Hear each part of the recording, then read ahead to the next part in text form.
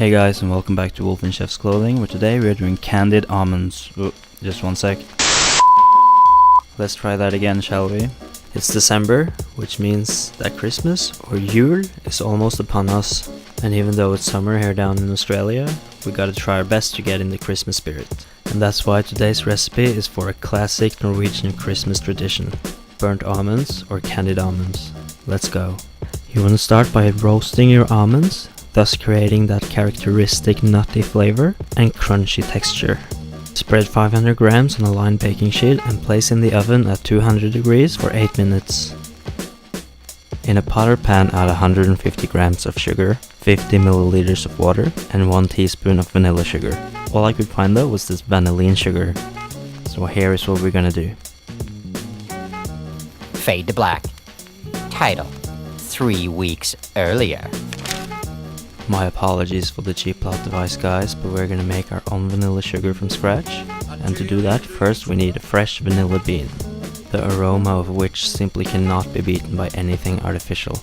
Combine 1 cup of sugar as well as 1 roughly chopped vanilla bean in a spice grinder and grind until it resembles icing sugar. Although you could use this straight away, it is much better if you allow it to sit for 2 or 3 weeks so that the flavor and aroma from the vanilla bean release into the sugar.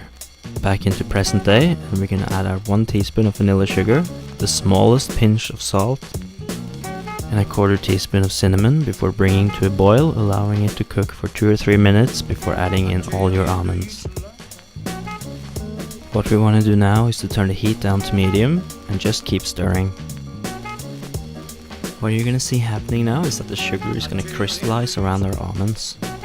This is because the nuts are at a much lower temperature than the sugar mixture.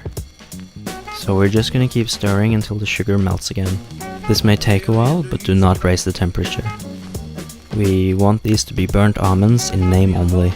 Once nearly all the sugar has melted, roughly 80%, you want to add in 1 tablespoon of butter. As you can see, I put in 2 or 3 times that amount, but do as I say, not as I do.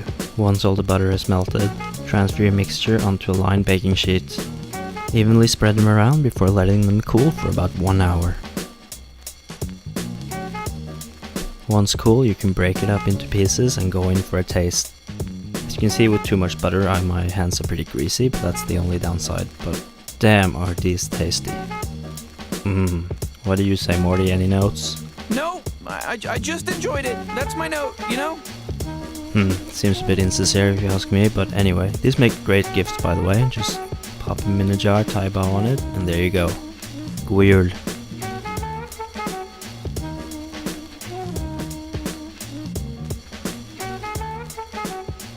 Come on, high five.